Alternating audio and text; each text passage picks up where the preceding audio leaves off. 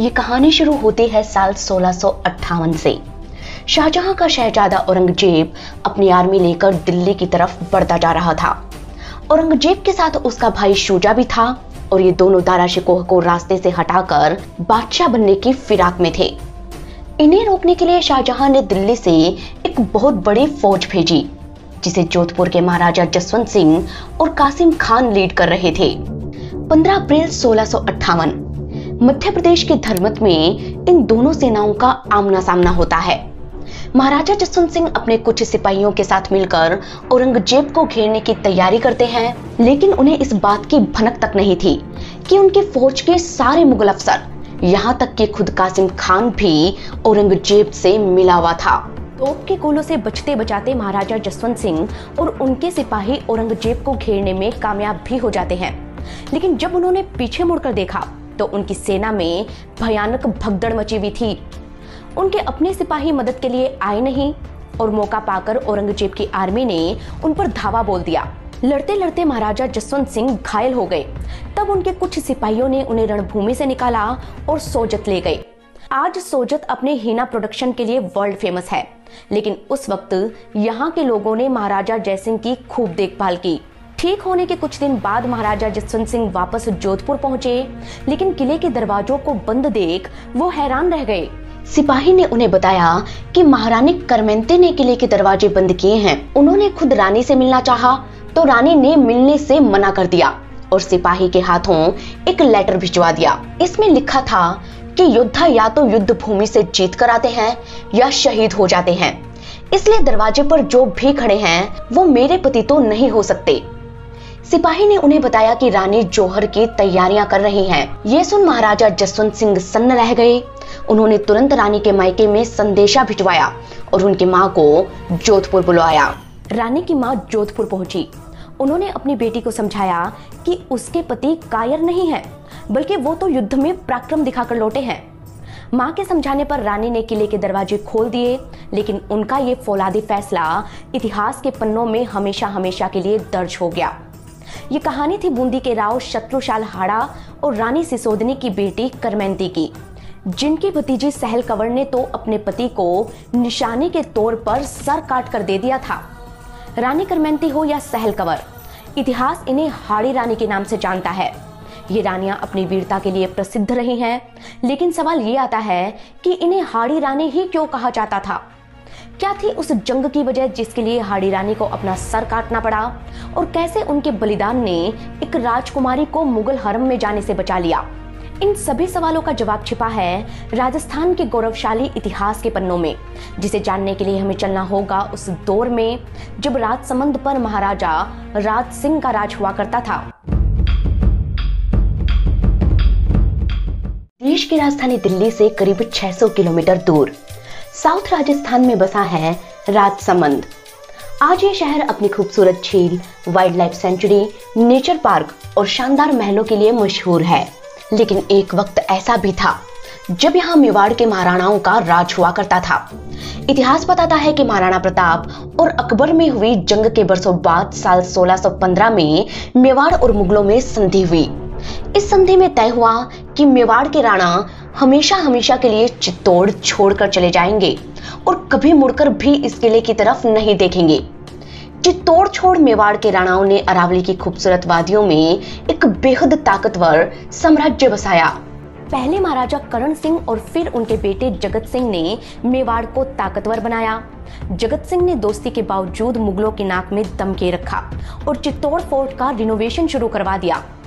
उनके बाद राजा बने उनके बेटे महाराणा राज सिंह तो अपने पिता से भी 2 कदम आगे थे। तभी तो मुगलों की नाराजगी के बावजूद उन्होंने चित्तौड़ फोर्ट का रिनोवेशन वर्क कंटिन्यू रखा। इसीलिए शाहजहां को एक्शन लेना पड़ा। उसने 30,000 सैनिकों की एक फौज चित्तौड़ भेजी और मुंशी चंद्रभान को भेजा राजसमंद। मुंशी चंद्रभान ने महाराणा राज सिंह को मनाकर उनकी सेना को चित्तौड़ से वापस बुलवा लिया। उधर पीछे से मुगल आर्मी ने किले में हुए नए कंस्ट्रक्शन वर्क को पूरी तरह तबाह कर दिया। इस बात से राज सिंह काफी खफा हुए। वो मुगलों से बदला लेने की फिराक में थे और कुछ सालों बाद जाकर उन्हें ये मौका मिल ही गया। साल था 1657। शाहजहां बीमार पड़ गया और अगला बादशाह बनने के लिए उसके शहजादे आपस में ही भिड़ गए। इस मौके का फायदा उठाकर महाराणा राज सिंह ने अपने राज्य में टीका दौड़ उत्सव का आयोजन करवाया। टीका दौड़ मेवाड़ में होने वाला एक फेस्टिवल था जिसमें मेवाड़ के महाराणा शिकार करने अपने राज्य की सीमाओं से बाहर जाया करते थे। इसके लिए बाकायदा शुभ मुहूर्त निकलवाया जाता और सेना को लेकर राजा कई कई महीनों राज्य से बाहर रहते। 2 मई 1658 मेवाड़ में टीका दौड़ उत्सव शुरू होता है, जिसके बहाने महाराणा राज सिंह और उनकी सेना मेवाड़ के अंदर और बाहर बनी मुगल चौकियों पर हमला कर देती है। उन्होंने मुगल थानों को लूट लिया और अपने इलाके से मुगलों को खदेड़कर वो लगातार आगे बढ़ते जा रहे थे। जब वे खारी नदी के पास पहुंचे तब उन्हें दारा शिकोह का एक लेटर मिला। दारा शिकोह चाहता था कि महाराणा राज सिंह बादशाह बनने में उसकी मदद करें, लेकिन अगले दिन ऐसा ही लेटर उन्हें औरंगजेब की तरफ से भी मिलता है। राज सिंह ने सोचा कि ये मुगलों की आपसी लड़ाई है, इसलिए दोनों की मदद करने की बजाय उन्होंने मेवाड़ को आजाद करवाना बेहतर समझा।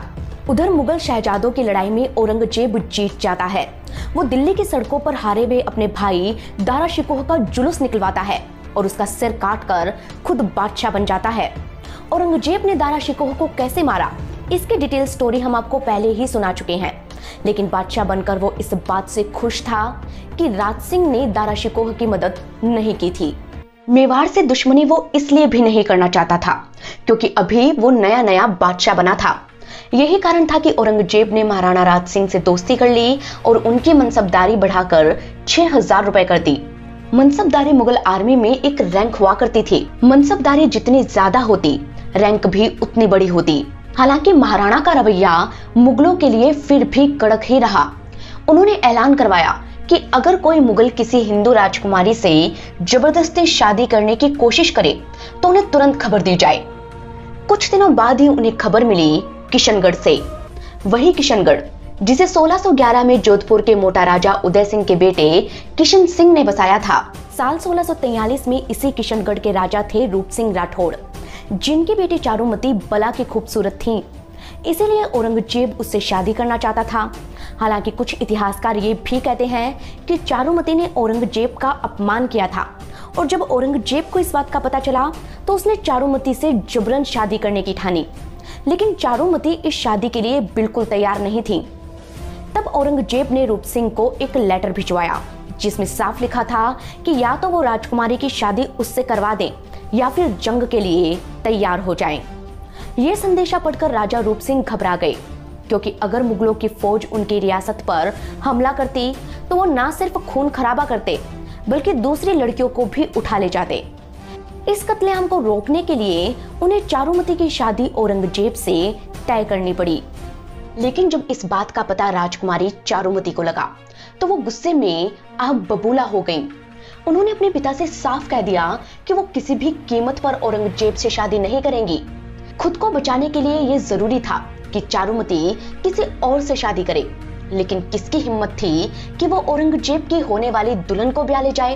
तब चारुमती को ख्याल आया मेवाड़ के महाराणा राज सिंह का। चारुमती ने राज सिंह को एक लेटर लिखा जिसमें लिखा था कि महाराजा, क्या आपके होते हुए एक राजहंसी को एक बगुले की सहेली बनना पड़ेगा? औरंगजेब मुझसे जबरदस्ती शादी करना चाहता है। जिस तरह श्री कृष्ण रुक्मिणी को उठाकर ले गए थे उसी तरह आप मुझे ले जाएं और अपने चरणों की दासी बना लें, अन्यथा मैं अपने प्राणों का त्याग कर दूंगी। चारुमती जानती थी कि महाराणा राज सिंह किसी भी हिंदू राजकुमारी की जबरदस्ती शादी नहीं होने देते। महाराणा ने भी चारुमती का संदेशा पढ़कर उनसे शादी का वादा कर दिया। उन्होंने चारुमती को विश्वास दिलाया कि औरंगजेब की बारात आने से पहले ही वो उन्हें ब्याह कर ले जाएंगे। इतिहास बताता है कि इससे पहले जब औरंगजेब रूपनगर की राजकुमारी चंचल से शादी करना चाहता था तब भी राज सिंह उन्हें ब्याह कर ले गए थे। इसलिए राज सिंह और चारुमती की शादी की खबर सुन औरंगजेब पूरी तरह बिफर गया। उसने राज सिंह को संदेशा भिजवाया कि चारुमती से शादी करने के लिए उन्हें मुगल सेना से जंग लड़नी होगी। जो जंग जीतेगा राजकुमारी की शादी भी उसी से होगी। राज सिंह ने औरंगजेब की शर्त मान ली। उन्होंने सामंतों को बुलाकर सारी बात बताई और कहा कि जब तक मैं राजकुमारी चारुमती के साथ फेरे ना ले लूं तब तक आप औरंगजेब की सेना को अजमेर घाटी में ही रोक कर रखना। फेरे होते ही मैं खुद आ जाऊंगा। सामंतों ने भी अपने राजा का पूरा साथ दिया और जंग में जाने की तैयारी करने लगे। लेकिन सवाल ये था कि मेवाड़ की सेना का सेनापति आखिर कौन होगा, क्योंकि असल सेनापति रतन सिंह चुंडावत का तो उसी दिन ब्याह हुआ था। ऐसे में उन्हें जंग पर जाने के लिए कैसे कहा जा सकता था। लेकिन सामंत ये भी जानते थे कि उनके बिना औरंगजेब को रोक कर रख पाना मुश्किल था। इसलिए उन्होंने रतन सिंह के दोस्त शार्दुल सिंह के हाथों संदेशा भिजवा दिया। रतन सिंह सलुम्बर के सरदार थे। उन्हें संदेशा देने के लिए शार्दुल सिंह सलुम्बर रवाना हुए। वहीं महाराणा राज सिंह और औरंगजेब की सेना किशनगढ़ के लिए रवाना हुई। कहते हैं कि जब शार्दुल सिंह सलुम्बर पहुंचे तो चुंडावत सरदार गहरी नींद में थे। शार्दुल सिंह को देख उनकी सजी धजी रानी उन्हें जगाने आईं, लेकिन आंखें खुलते ही सरदार रानी को निहारने लगे। तब रानी ने उन्हें बताया कि शार्दुल सिंह काफी देर से खड़े हैं। रतन सिंह की नजर शार्दुल सिंह पर गई और उन्हें देखते ही वो समझ गए कि युद्ध में जाने का संदेशा आया है। उन्होंने रानी को अंदर जाने को कहा और संदेशा पढ़ा। वो हैरान थे कि नई नई शादी होने के बावजूद उन्हें जंग पर जाने के लिए कैसे कहा जा सकता है। रतन सिंह ने जंग पर जाने से साफ इनकार कर दिया। लेकिन जब ये बात रानी को पता चली तो उन्होंने रतन सिंह को अपने महल में बुलाया। रतन सिंह जानते थे कि रानी उन्हें युद्ध में जाने के लिए कहेंगी, क्योंकि वो हाड़ी रानी जो थी। इतिहास बताता है कि राजस्थान के कोटा, बूंदी, बारां और झालावाड़ को मिलाकर हाड़ौती क्षेत्र कहा जाता था। जब हाड़ौती की किसी राजकुमारी की शादी किसी दूसरे राजघराने में होती तो वहां उन्हें हाड़ी रानी कहा जाता था। हाड़ी रानियों का इतिहास बहुत ही गौरवशाली रहा है। देश के लिए बलिदान देने में ये रानियां कभी पीछे नहीं हटी। सहल कंवर ने सोचा कि मेरी बुआ ने तो हारे हुए पति को देख दरवाजे तक बंद कर लिए थे, लेकिन यहाँ तो मेरे पति मेरी वजह से युद्ध में ही नहीं जाना चाहते। अगर ऐसा हुआ तो चुड़ावतों की आने वाली पीढ़ियां मेरे रूप को धिक्कारेंगी। उन्होंने रतन सिंह को याद दिलाया कि किस तरह बरसों पहले उनके पूर्वज चुंडा ने ये प्रतिज्ञा की थी कि वो खुद कभी राजा नहीं बनेंगे, बल्कि अपने सौतेले भाई को राजा बनाएंगे। वो खुद सेनापति बनकर हमेशा मेवाड़ की रक्षा करेंगे। उन्हीं के वंशज चुंडावत सरदार पीढ़ियों से सेनापति बनकर मेवाड़ की रक्षा करते आ रहे हैं। अगर आप युद्ध में नहीं गए तो आपके पूर्वजों की प्रतिज्ञा भंग हो जाएगी और आने वाली पीढ़ियां आपको कभी माफ नहीं करेंगी। रानी ने रतन सिंह को समझाया कि क्षत्रिय का तो धर्म ही युद्ध में बलिदान देना होता है, फिर आप क्यों पीछे हट रहे हैं। लेकिन रतन सिंह का मन नहीं माना। अपनी पत्नी के कहने पर वो युद्ध में जाने के लिए तैयार तो हो गए, लेकिन रात भर उन्हें यही डर सताता रहा कि अगर उन्हें कुछ हो गया तो रानी सहल कंवर उन्हें भूल ना जाए। रानी भी रतन सिंह के मन की बात जानती थी, इसलिए उन्होंने रतन सिंह को खूब समझाया और अगले दिन जंग पर जाने के लिए तैयार किया। सबका आशीर्वाद लेकर रतन सिंह रवाना हुए, लेकिन रानी के महल के आगे पहुंचते ही उनका घोड़ा अचानक ठहर गया। रतन सिंह ने ऊपर देखा तो रानी झरोके से उन्हें ही देख रही थी। रतन सिंह का मन जाने को नहीं हो रहा था। तब उन्होंने एक सिपाही को भेजकर रानी से उनकी एक निशानी मंगवाई। जब सिपाही ने रानी से निशानी मांगी तब रानी ने मन ही मन सोचा, अगर मेरे पति सिर्फ मेरे ही बारे में सोचते रहे तो वो युद्ध कैसे लड़ पाएंगे। रानी ने तुरंत एक चिट्ठी में लिखा, प्रिय, मैं तुम्हें अपनी अंतिम निशानी भेज रही हूँ। तुम्हारे मोह के सभी बंधनों को काट रही हूँ। अब बेफिक्र होकर अपने कर्तव्य का पालन करना। मैं स्वर्ग में तुम्हारी बाट जोहूंगी। सिपाही को यह चिट्ठी देकर रानी तुरंत अंदर गईं और अपनी तलवार उठा लाईं। सिपाही कुछ समझ पाता उससे पहले ही रानी ने अपना सर धड़ से अलग कर दिया। ये देख सिपाही सन्न रह गया। उसने तुरंत रानी के सर को जमीन से उठाकर एक थाल में रखा और सुहाग चूनर से ढककर सरदार रतन सिंह के पास ले गया। उसने रतन सिंह को रानी का लिखा लेटर दिया और थाल को आगे कर दिया। जब रतन सिंह ने थाल से सुहाग चूनर हटाई तो रानी का सिर देखकर वो दंग रह गए। रानी का लिखा लेटर पढ़कर उन्हें समझ आ गया कि युद्ध से बचने की कोशिश में वो कितनी बड़ी भूल कर बैठे हैं। जिसके लिए वो जीना चाहते थे उसी ने दुनिया छोड़ दी। ये सोच उनके मोह के सारे बंधन टूट गए। रतन सिंह की आंखों में अब खून उतर आया। उन्होंने धागे की तरह रानी के कुछ बाल अपने गले में बांध लिए और जंग के लिए निकल गए। इतिहास बताता है कि उस जंग में रतन सिंह औरंगजेब की सेना पर काल बनकर टूट पड़े। उनकी बहादुरी ही कहें कि उनकी छोटी सी सेना ने मुगल आर्मी को खदेड़ कर रख दिया। मुगलों की फौज अजमेर घाटी में ही फंसकर रह गई। और उधर महाराणा राज सिंह चारुमती से शादी करके उन्हें राजसमंद ले गए। इस तरह चारुमती मुगल हरम में जाने से बच गईं और हाड़ी रानी का बलिदान इतिहास में हमेशा हमेशा के लिए अमर हो गया। सतरी सैनानी चाही समर सलुम्बर थीश, चूड़ामण मेली सिया इन धन मेलियो शीश। कवि मेघराज मुकुल की कविता सैनानी की ये लाइनें बताती है कि युद्ध में जाते हुए सलुम्बर के राजा ने पत्नी से निशानी मांगी। माँ सीता ने तो निशानी के तौर पर चूड़ामणि दी थी, लेकिन रानी ने तो अपना सर ही काट कर दे दिया। इस तरह हाड़ी रानी के बलिदान की कहानी इतिहास के पन्नों में दर्ज हो गई। लेकिन चारुमती ना मिलने से खफा औरंगजेब ने क्या किया? औरंगजेब ने मेवाड़ के दो ताकतवर ठिकानों गयासपुर और बसावर को मेवाड़ से अलग कर प्रतापगढ़ के राजा हरि सिंह कोठारिया को दे दिए। कहते हैं कि इस शादी के बाद से ही औरंगजेब और महाराणा राज सिंह के रिश्तों में खटास आ गई। लेकिन राज सिंह कभी नहीं भूले कि उनकी शादी के लिए सलुम्बर के सरदार और हाड़ी रानी ने कितना बड़ा बलिदान दिया था। 28 सालों तक उन्होंने मेवाड़ पर राज किया और लगातार औरंगजेब की नाक में दम करके रखा। अब वो कैसे? इसकी कहानी और भी दिलचस्प है। इतिहास बताता है कि जोधपुर के महाराजा जसवंत सिंह का देहांत होने के बाद उनके बेटे अजीत सिंह को राजा बनाया जाना था, लेकिन औरंगजेब ने जोधपुर को हड़पने के चक्कर में इसे खालसा घोषित कर दिया। तब वीर दुर्गादास राठौड़ अजीत सिंह को लेकर मेवाड़ गए। वैसे तो उस वक्त मेवाड़ और मारवाड़ दुश्मन हुआ करते थे, फिर भी राज सिंह अजीत सिंह को शरण देने के लिए तैयार हो गए। इससे मेवाड़ और मारवाड़ की दोस्ती हो गई और औरंगजेब टेंशन में आ गया। औरंगजेब ने अपने बेटे शहजादा अकबर को मेवाड़ पर हमला करने के लिए भेजा, लेकिन शहजादा अकबर हमला कर पाता उससे पहले ही महाराणा राज सिंह का लेटर उसके पास पहुंचा, जिसमें लिखा था कि वो अकबर को अगला बादशाह देखना चाहते हैं और अगर अकबर चाहे तो मेवाड़ और मारवाड़ की सेना उसका साथ देंगी। ये लेटर पढ़ अकबर के मन में बादशाह बनने का लालच आ गया और वो औरंगजेब पर हमला करने के लिए रवाना हो गया। जब औरंगजेब को इस बात की खबर पड़ी तो उसने भी एक चाल चली। उसने फर्जी लेटर लिखवा कर दुर्गादास के पास भिजवाए, जिनमें लिखा था कि अकबर उन्हें धोखा दे रहा है और वो औरंगजेब के साथ मिला हुआ है। दुर्गादास ने इन लेटर्स पर भरोसा कर लिया और मेवाड़ और मारवाड़ की सेनाएं अकबर का साथ देने नहीं पहुंची। तब शहजादा अकबर ने वापस आकर सबको समझाया कि ये औरंगजेब की चाल थी। इतिहास बताता है कि अब शहजादा अकबर औरंगजेब का तख्ता पलट करने के लिए इतना बेकरार हो गया कि वो मेवाड़ और मारवाड़ के राजाओं को साथ देने के लिए मनाने लगा था। इस तरह महाराणा राज सिंह ने मुगलों को आपस में ही लड़वा दिया।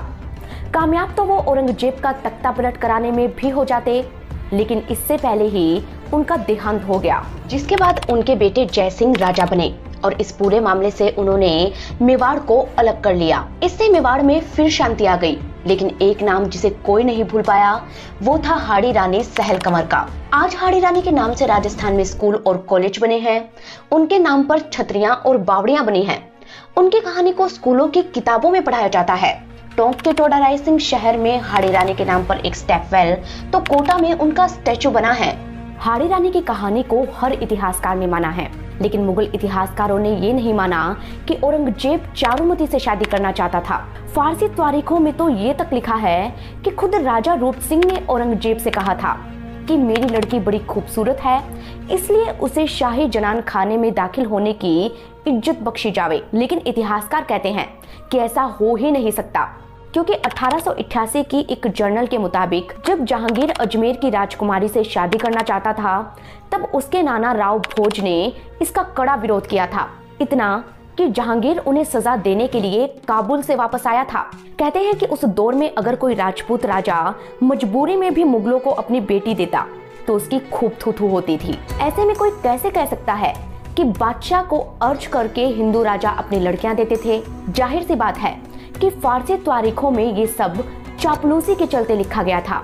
ये उदयपुर राज्य का इतिहास में लिखा गया है कि औरंगजेब और मेवाड़ में जंग किसी और वजह से हुई थी। ये बात सच है कि औरंगजेब चारुमती से शादी करना चाहता था, लेकिन उसे राज सिंह और चारुमती की शादी के बारे में खबर तक नहीं थी। उसे तो शादी होने के बाद प्रतापगढ़ की कोठारिया रियासत के राजा रावत हरि सिंह ने इस शादी के बारे में बताया। तब औरंगजेब ने उन्हें गयासपुर और बसावर का इलाका इनाम में दे दिया और राज सिंह से शादी करने की वजह पूछी। औरंगजेब ने महाराणा राज सिंह को एक लेटर लिखा और पूछा कि आपने मेरी इच्छा के विरुद्ध ये शादी क्यों की? आपने शादी के लिए मेरी आज्ञा क्यों नहीं ली?